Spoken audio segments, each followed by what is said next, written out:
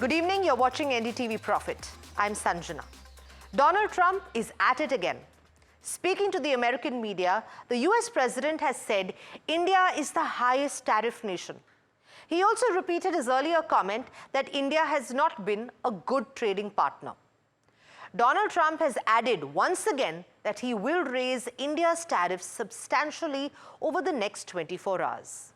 For years, viewers, US President Donald Trump has labeled India a tariff king, a nation supposedly close to global trade, favoring protectionism over profit. But that claim simply doesn't hold anymore. In his latest move, Donald Trump has slapped 25% tariffs on Indian goods, along with additional penalties, citing India's growing ties with Russia. Just last night, he escalated this rhetoric further, threatening to substantially raise tariffs on Indian exports. And he's doing that right now as well. Now, India has responded strongly, calling these actions unjustified and unreasonable. And the data backs India's case. Because here's the truth. The idea that India is the world's most protectionist economy is flat out wrong. It stems from a repeated and flawed comparison. Simple average tariffs versus trade-weighted tariffs. Simple averages, viewers, treats all goods equally. A pencil is counted the same as a car. But trade-weighted tariffs show the actual duties paid based on real trade volumes, offering a far more accurate picture. India's simple average tariff may be 15.98%, but the weighted average, just 4.6%. That puts India in line or even ahead of major global economies when it comes to openness. Look at the difference yourself. In fact, the top 6 exports from India to the USA, like crude, pharma, fertilizers, which form 45% of the exports from the country, face less than 10% of duties. And when you compare India to its Asian peers across critical sectors, electronics, dairy, chemicals, India's tariffs are consistently lower or competitive. So take a look at the numbers on your screen and you'll see the point I'm making. In fact, in this year alone, India has substantially cut down duties on a range of products, be it motorcycles, whiskey, and in all of this, the United States has been a key beneficiary. So while Trump raises the tariff pitch, let's also look at the US playbook. The US itself imposes eye-watering tariffs, some as high as 297%, on sensitive items like sour cream, tobacco, and peanut butter. The numbers speak louder than any slogan. So now you have all the facts in front of you. The US has consistently benefited from India's duty cuts. India is playing by the rules and will not bow down. Because at the end of the day, trade is a balance of interests, and India stands firm in what its own national interest is. Joining me now this evening to unpack this are Dr. Tara Kartha, former Director, National Security Council Secretariat, Madhvi Arora, Lead Economist, Emkay Global Financial Services Limited, and Gaura Sen-Gupta, Chief Economist, IDFC First Bank. Good evening, ladies. Thank you so much for joining me this evening. Madhvi, I'm going to come to you first. Let's break down the numbers, shall we? The weighted average tariff India imposes is just 4.6%, comparable to the EU and lower than Indonesia and Bangladesh. Why then is India still being singled out? See, I mean, it's very difficult to really find logic in, how things are panning out. Clearly, Trump is, a bit misinformed as far as India's trade dynamics with the US and with the rest of the world is concerned. And there's a lot of bullying that's happening. My sense was that, we would have been able to crack a deal with US, given that I think it was more a geopolitical picture for me than just a pure economic one. And India was not part of the China plus one play, which played out post 2017-18. And somewhere the sense was that US was probably would want to penalize China and its allies and want to break the China plus one chain, because that clearly did not benefit US to the extent that they thought it would. But unfortunately, things are panning out the way they are, and very difficult to ascertain or understand as to why he's singling out India per se. Maybe he wants to play the power game here.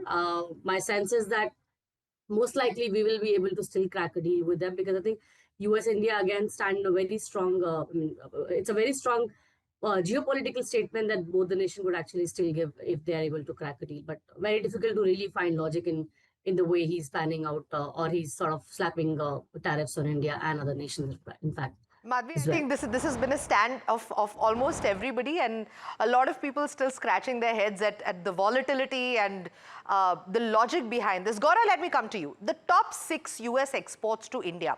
Let's look at crude, LNG, machinery, pharma, all of that facing less than 10% tariffs and make up over 45% of the US-India trade. Isn't this a case of India being unfairly painted as the villain while actually offering real access? Yes, so it's just as Madhavi said, it is little, it's not really due to macro factors, it's more geopolitical. It's also the fact that, let's say China, you can't really, he did escalate briefly the trade war with China, and China is the main reason why these tariff tensions began in the first place. But the fact that he could not persist is because of China's control over rare earths. In the case of India, we don't have that sort of critical control over, let's say, rare earth materials, which would be very important for the semiconductor industry in the US. So it's easier for them to escalate the rhetoric and find and shift. For example, they were earlier focused on China. Now they're shifting to a newer target. So it's basically to keep the conversation and the popular focus on tariffs. And India, especially compared to, let's say, China, where China, the volume of trade, the kind of control it has on raw materials, etc., it's difficult to sustain that level of tension. When in the case of India, we are, I would say, it'll be easier for them to come up with these sort of aggressive statements and continue these trade tensions with us, because the kind of, in the sense, the China's control over rare earth is kind of like a defense mechanism against this tariff tension. It could not have persisted any longer with China. So they are just finding, I would say, a new topic, a new country, to ensure that they are able to sustain the populist focus. And this is more a political game that the US is doing for their own voter bank, right? They are showing that we are doing something to protect US jobs. It's very easy to paint India as the highest tariff because, as you mentioned, on the a simple average metric, we are standing out on the higher level. India also comes into the spotlight when it comes to outsourcing, and there's this narrative that, let's say, the outsourcing is a threat to domestic job creation in the US. So India is I would say, an easy target, and an easy target for temporarily sustaining the trade war momentum, which is mostly he is catering to his own domestic populace. It has nothing to do with India. We are a very small problem in their trade deficit. Their trade deficit is $1 trillion. Their trade deficit with India is $46 billion. Are the services, though everybody touts India's services surplus, which is overall substantial, and a large market for our services exports is the US. But on a net basis, we have a broadly balanced services trade with the US. So it's not that we have a large surplus with the US on the services front, and this is based on data from the US government. So I would say this is more a political game that he is using to extend the narrative of trade wars. So they couldn't focus too much on China, so they found a newer target, which is I would say relatively easier to pinpoint compared to China. Yeah, but that target seems to be firing back. Although in quite a measured response. Dr. Karta, I'm going to bring you in, and I know that you wanted to make a point earlier as well. We're not really asking the question about whether this is economics or power politics. I think all of us here know the answer. But what is the rabbit that India can potentially pull out of its hat at this point? Oh, I think that's a difficult question. First and foremost, congratulations on the data that you've put out, because I was sort of literally getting a headache trying to find the data in the ministry's website. So we simplified it for you. Really wonderful stuff. See, the issue is Donald Trump's domestic polls. If you look at the polls, it's dropped, I think, from 40% approval, 40% disapproval to 56% disapproval as of yesterday. So he has to improve his poll ratings one way or the other. That is a possible entry point for you to give him a kind of what shall I say, a platform where he can say, okay, I did this. What did you do? You are going to import wheat anyway. This is what I think 2 months ago we said we're going to import wheat because we've got severe climate damage has caused a rise in wheat production. The major traders are saying, please import wheat. You can import, if you so wish, from the US. That's one. Number two is, this whole additional stuff which he's talking of is related to Russia. Again, back to his domestic polls, he badly needs a win. So he's trying to pressure you to get Russia to come to the negotiating table. Not just us, Brazil as well as China, and saying that you need to get, you're buying oil from them, therefore XYZ, Ukraine, you're killing Ukraine is come on. The previous speaker was talking about misinformed. Here is a president who talks of 1,000-year war with Pakistan. What is with that, right? So it is his standing which matters. I agree with the previous speaker. And the fact that a lot of this, it is illogical because he's just put up a bill for 60 billion in farm subsidies in the US. 60 billion. This is in addition to the about 800 plus billion which was outlined in the earlier farm bill. So he's subsidizing his own soya, corn, those farmers are being subsidized. And then he tells you that you need to get your subsidies out of the way. So it's illogical, but you have to accept it as it is and work on that one key factor that he needs a win. You find out what is the way to make him look, like this winner. I Sure. don't think. So if I were to ask you then, Dr. Karta, from a diplomatic standpoint, because we have seen India's response and saying that this is unjustifiable, and of course fighting fact with, I don't want to say fact, fighting misinformation with the facts. Do you think India should escalate? Do you think we should retaliate or just ignore the noise?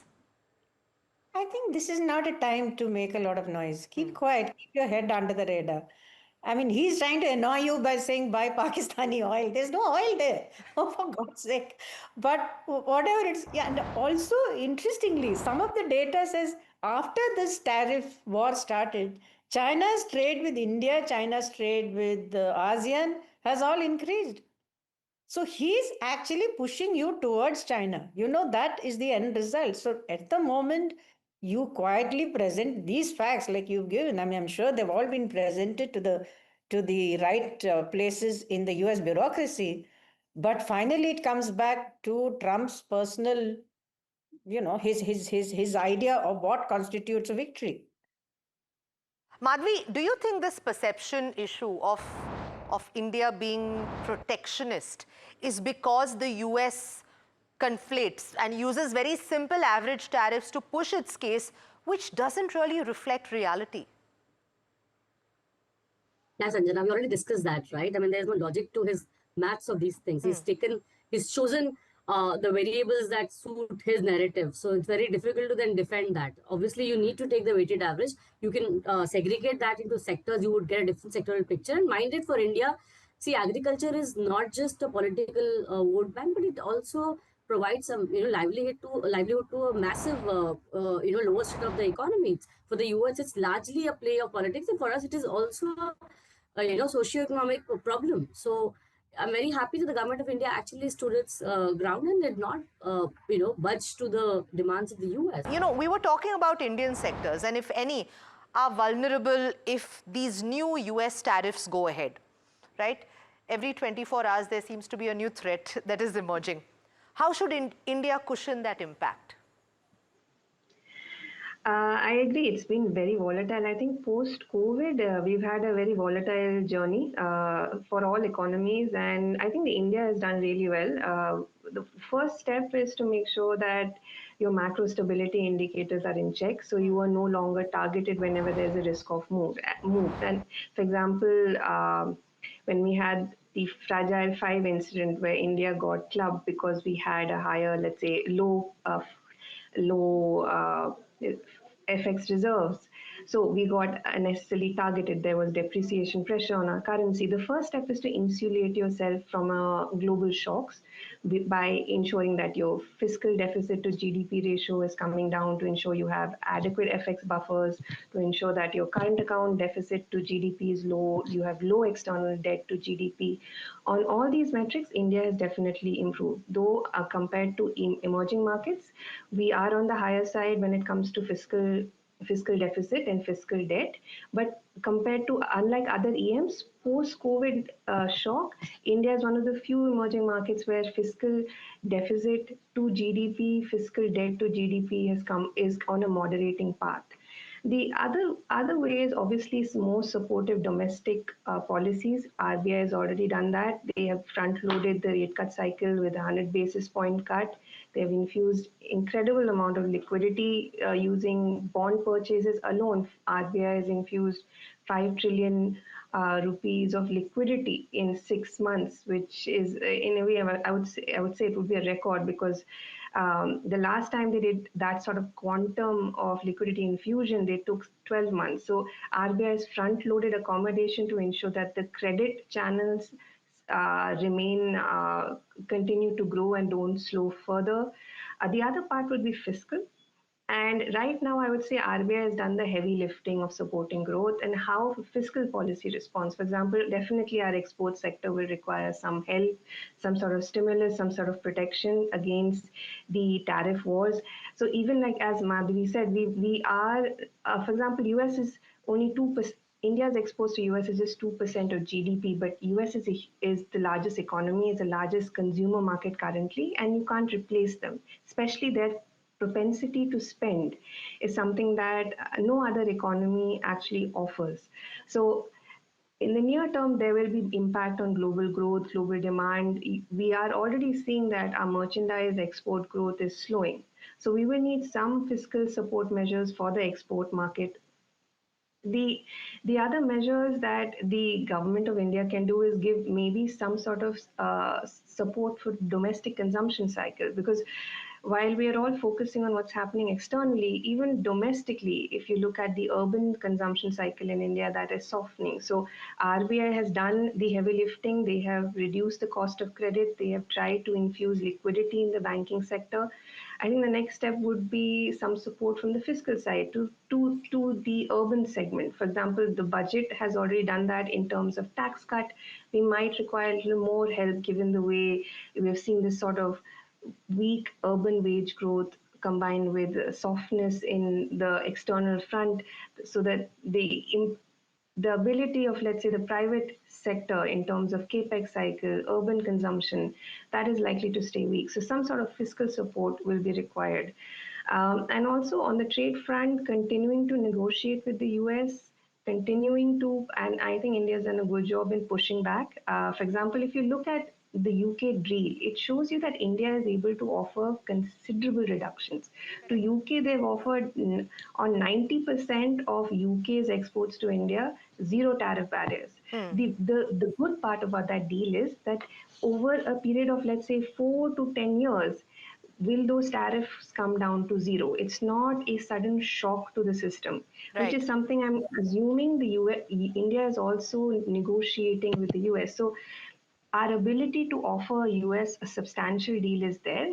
What we're looking for maybe is a more moderated spread over a period of years to get the tariff barriers down, which makes sense because we have to protect our own domestic interests. And so I would say a combination of these factors which would be beneficial to ensure that we can navigate this sort of global weak and very volatile global environment. Absolutely. So what I'm hearing from both Gaura and Madhavi is, Dr. Karta, that India is almost being made a scapegoat of sorts for larger global insecurities, right? And we see that kind of posturing happening. Geopolitically, how do we control that narrative? Well, see, traditionally, the US has never liked any country which stands on its own, on its own 2 feet and says, sorry, we'll do what we think is right. And we won't budge. Yeah, and we won't budge. And this government has made it its mantra, saying, we are multi-aligned and all the rest of it. They have never liked it. Forget it about whether they're Democrat, Republic, or anything. So this kind of posturing which he's doing, which you've shown so extremely well that it is posturing, it is not based on facts, is a political message. So it has to be dealt with, like I said, again, you have to deal with it politically. And what I always say is that every threat also offers an opportunity. So if you are smart enough, you can turn this around to your advantage. But the question is how you want to do it. And there are ways which I don't want to discuss here. But I'm basically what I'm saying is you need a political off ramp. Okay, okay. I'd be interested to hear a little more on those ways, Dr. Karta. But Madhvi, let's understand facts and numbers as they are stacked at the moment. India has recently cut tariffs on motorcycles, bourbon, telecom equipment, all the items that the US exports. Has the US actually been a net gainer in the India trade relationship, quite contrary to what Donald Trump's claims are?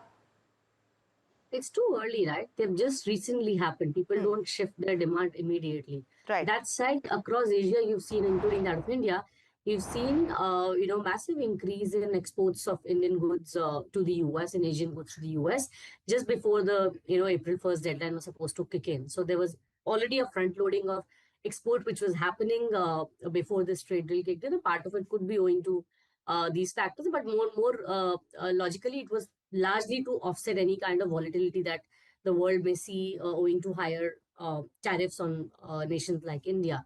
Very early to again say, these things again take time for demand to shift. So I don't really have an answer as to immediately whether it has increased or not. But my sense is that for overall in the last quarter, India's export to US had increased in any which way. Even there was a deal that would have been cracked between US and India, we probably would have seen some kind of a payback in the following quarter as far as exports to America is concerned specifically. So Madhvi, then let me ask you, what route do you think then India should be going? Is it tit for tat? Is it a back channel diplomacy or the WTO route? WTO is no longer relevant. I mean, we all know that, right? Yeah. Let's not fool ourselves. But that said, the first two options, they're already doing that, right? The story is not over yet. The US trade diplomats also again coming, I think, third week of August or so. So there is still an intent from both sides to crack a deal, right? As we have anyway discussed enough about the geopolitics of it, I'm very certain that US does want to show India as as one key Asian nation that they have cracked a deal with. Of course, they wanted more from India versus what India would want to give them in a more rational fashion, like Gaurav was mentioning about how we cracked the UK deal, wherein there is a phased way in which tariffs are getting eased between the two nations, and we clearly have an intent. It's just you have to deal with this man more diplomatically. It's very difficult to really gauge what he wants. What we understand from the whole drama is that it's a power equation, right, in the end. So otherwise, in terms of offering some concessions here and there, I think India was already doing that, especially for, say, in agriculture, while we had a lot of thorny topics, but they were willing to say, ease tariffs on things like fruit and nuts, where India it does impose a very heavy tariff on US. But at the same time, we still import decently well from the US, and it would benefit our domestic economy as well, even for pulses for that matter. A large chunk of our pulses imports are actually happening, say, from Australia, because we have a deal with them. I think Canada also, until recently, we were buying a lot. But US also is a big player in the pulses export market. So we can shift a part of our demand to the US, of course, adjusted for all the GM-led problems. But I think India has shown some intent to crack the deal or negotiate on the differences. It's just that it's obviously they are finding now the new angle is obviously the Russian oil, which was insofar was not discussed, right? In fact, the US indeed wanted China and India to buy Russian oil when they had imposed sanctions on Russia, because otherwise the world would have been a very difficult place, and for them itself they would want a cheaper crude market. If Russia is cut off from the global market itself, the oil would have been probably much higher than $100 per barrel. So clearly, they wanted countries like India and India and China to actually absorb that excess Russian supply. So now you can't just turn around and say, I was not expecting India to play this way and probably do the arbitrage or whatever we've been accused of. So I think there were constructive discussions which were happening until recently. And my sense is that there is indeed an intent from both sides. We'll have to tactically deal with the whims of Trump. I don't really have an answer to that. I'm sure policymakers are doing a decent job, and they have been very responsible in the way they have, responded to the current Absolutely. Madhvi, Dr. Karta and Gaura, thank you so much for joining me this evening. Tariffs are transactional, but trade relationships are strategic. As the US turns up the pressure, this new India is now fiercely defending not just our economy, but our reputation. And today, the numbers are doing that job just fine. Thanks so much for watching.